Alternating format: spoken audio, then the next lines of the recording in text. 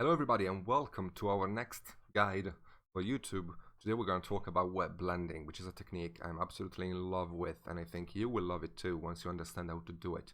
The reason why I love it is because it allows me to get very smooth results very freaking quickly, and I'll show you just on this model I have here. I use this model for one of my private lessons to show actually wet blending. You can see the result of it on the leg here, but I'll do it again on the back for you guys to see. I sketched in the highlights very quickly and briefly.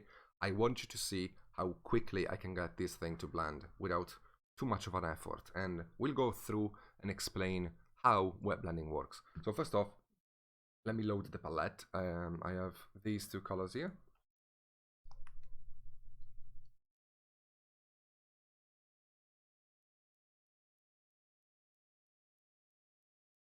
One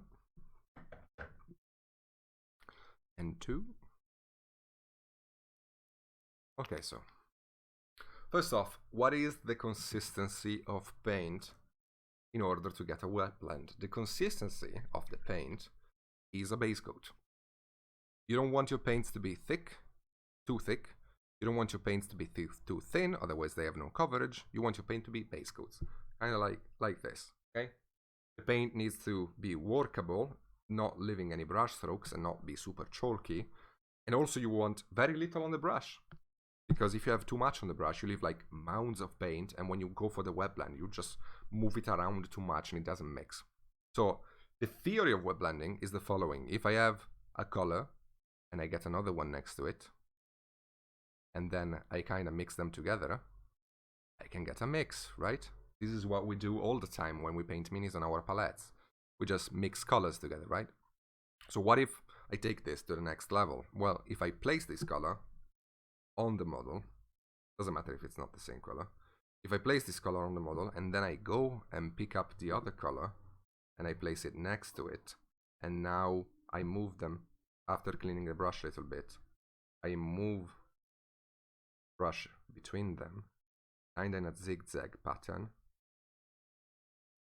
I'm gonna get a quick blend. One of the two colors, usually the brightest of the two, will lose the fight, which means the other color will be more remarkable. So all you gotta do is go and pick the highlight color and replace it again. Because wet blending it's not a one-step thing. It's a work of perception. You gotta look at the model and understand what's going on with it. And if the blend you're getting and the mix you're getting is good enough, then you're gonna be good. If it's not, you fix it. And how do you fix it? By looking at which one of the two colors you think you are losing, okay? Like, oh man, I am mixing here, but I feel like I'm getting too much of a mix between the two colors and I lost the vibrant light blue I had. Well, let me go and put it again on the model so that I can rescue it and make it stronger. And you see, like, I got a pretty decent blend. Like, look at this leg and look at this one. That's a pretty good blend. We can do it again. Let me see if I can zoom in this time. No, this is the best I can zoom in. Sorry. So from here, we can do the same. I can go and place the mid-tone color. And then I can get the highlight color and place it next to it. See, like, they are next to each other.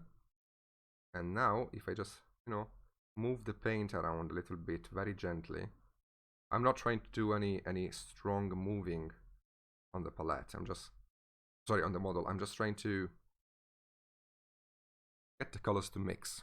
Like I would on a palette, same thing. I'm trying to get the colors to mix together. So quantity is paramount in this technique as much as it is in glazing. If you watched my glazing video, you will see how much I hammer in the idea of quantity on the paint on the brush. This is just the same. You don't want to have too much paint on the brush, but you also don't want to have too little of it. If you have too little of it, you don't get enough coverage and enough amount to actually mix, because you need to have enough paint to cover the area where you want the paint to be, and then attach more so that it mixes and creates a gradient. So it takes a little while to understand exactly what kind of, how much paint you want on the model. But when you do, a world opens up to you, because you finally don't have to rely upon glazing to do everything. Glazing is a fantastic technique, and I use it all the time, but I don't use it for blending. When I'm blending, I'm wet blending. All the time. 99% of the time, I'm wet blending, and that's because it takes me no time. You can see that I can work this wet blend as much as I want and get it to be as smooth as I want. Right? Because you don't have to do it in one go, in a sense that you can let the paint dry, and you should. If you have worked the paint for too long, like, I don't know, 30 seconds, that probably means that it's gonna dry soon. We don't want to touch it in that case, because if you move the paint around too much while it's drying, it's gonna come off and reveal the primer and be super obnoxious to fix. So you want to let it dry, and if you feel like, oh man, I don't know, I don't like this blend too much in this specific part, because it will blend well in a few spots and not as well in others, you can go and do micro wet blends there. Or, if you really want to, you can reinforce the wet blending with some glazing. Like you can thin the color, the highlight color, a bit, and then gently move it and glaze it, like I'm doing here, to reinforce the blend as well as to reinforce the highlight. And you know, this is one layer of glaze I'm doing now, not 55, because that's what it is. Wet blending is a fantastic tool to set up your blending. You start with wet blending, you get a pretty good blend, and then if you want to go the next step, you can just glaze what's left. But the glazes that are going to be left to do after a wet blend are like 2, 3, 5. The glazes that you have to do to get an highlight to happen on top of a base coat from scratch, it's like 75, because you have to do glaze, glaze, glaze, glaze, until you get opacity in the highlights, and then glaze, glaze, glaze to blend, and then glaze, glaze, glaze. It's not very good. I would rather do this.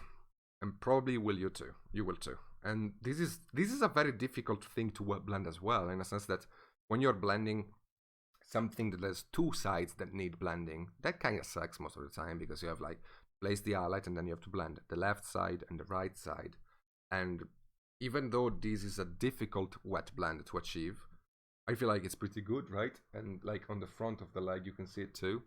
When I did it the other time for my lesson, like this is wet blending as well. It's a pretty good result. Took me 2 seconds to do this, as much as it took me to do this.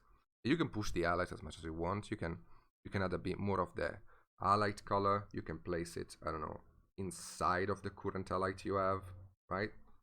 And then with the previous color, you can place it next to it, and then blend inside of the wet blend again. You can do a wet blend between 3 colors if you want. Like I just placed the strongest highlight, and then the medium highlight, and then the base coat, all next to each other, and then with a clean brush now I can just work the paint in and get it to blend.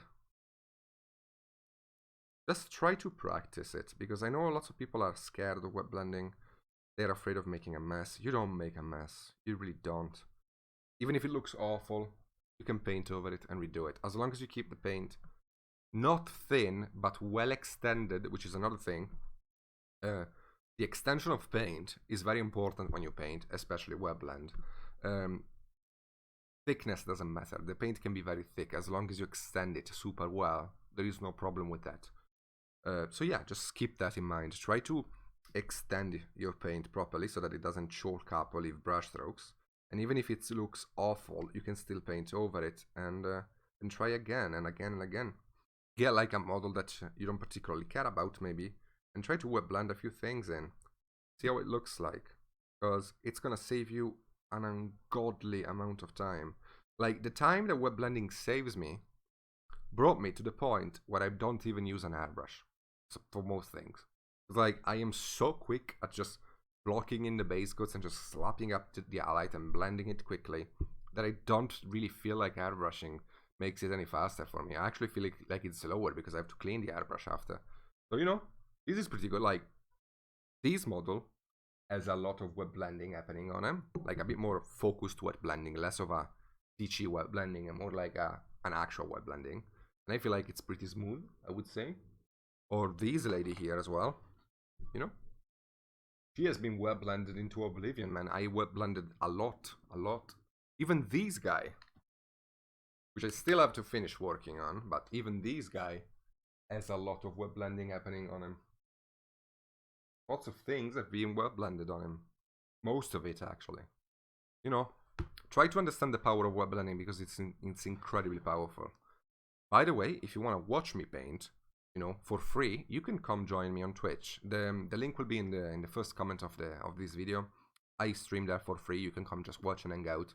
It's a good place to be, and we are a family really. And you know, since I stream pretty much 6 days a week, 8 hours a day, you will be able to have a lot of company doing your own sessions, and you can ask questions about this video or the others, or anything that comes to your mind really. I would love to meet you there. And in case you really want to go in depth with the learning process of mini painting, I also have a Patreon.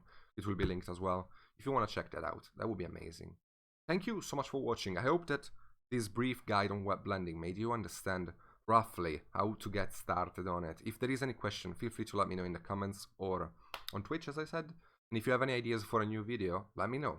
Thank you so much for watching. Have a fantastic day. Take care of yourself.